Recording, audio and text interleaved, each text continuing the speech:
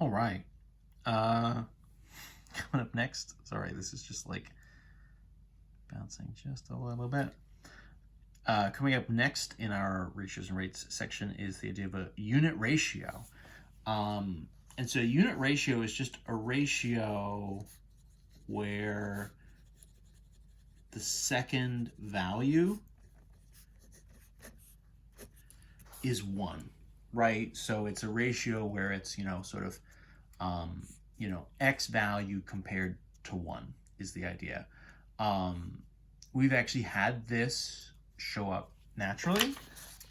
So for example, right, in the thing we did before in the last video, 7 1/2 compared to 5/6. Right, so that for us became, so when we simplified it and sort of, redid it and did the fraction division here, this became a 9-to-1 ratio. That for us would be a unit ratio, right? Because that second value is 1. So that can happen. That can just sort of happen naturally and normally with the sort of right number combination, right? With the sort of right number pair.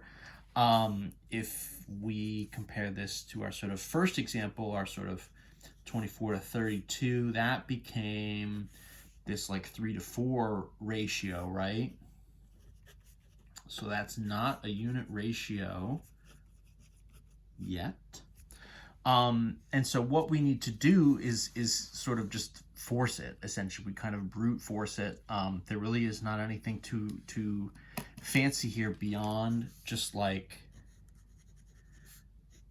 forcing the division, right? So this kind of 3 compared to 4 would really be sort of 3 divided by 4. And so the idea here, in some sense, I guess if we write this as a fraction, if I want to make this bottom value 1, right? It's a 4.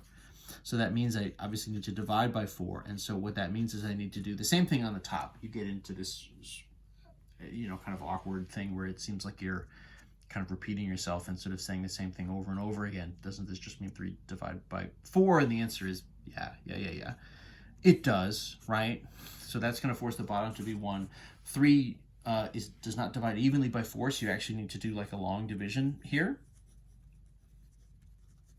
And so what we'll do is divide 4 into our 3. We know it's not going to go evenly, so we'll write this out kind of decimal style. So 4 doesn't go into 3, so that's a 0, right? 4 would go into 30.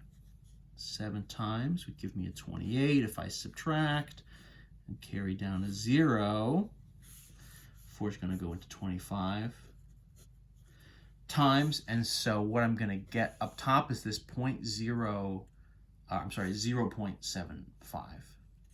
So my unit ratio, the sort of unit ratio version of this, the simplified ratio is 3/4, right? The unit ratio is going to be 0.75 over 1, right?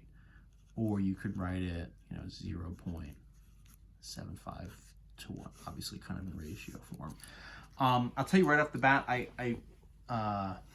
the homework is a little bit funny about how you answer this. I think the homework actually just wants you to write 0.75 without the 1.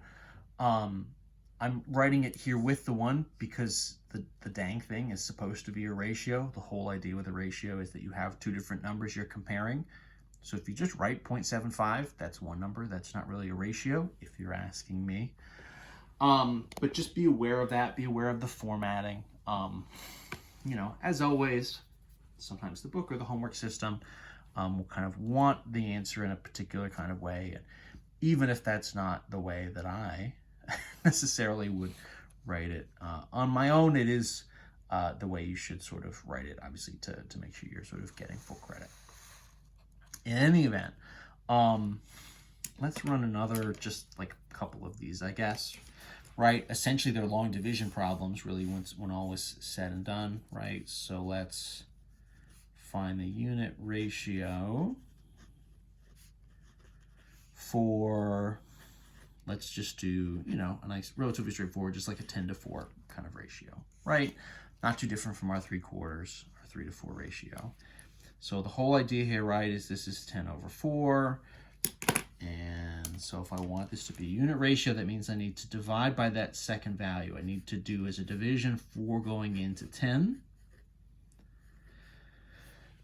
Let's see what we're going to get here. 4 does go in to 10. It would go in twice, right? It would be 8. We subtract, that's a 2 left over, and then 0 is going to come down here in the decimals.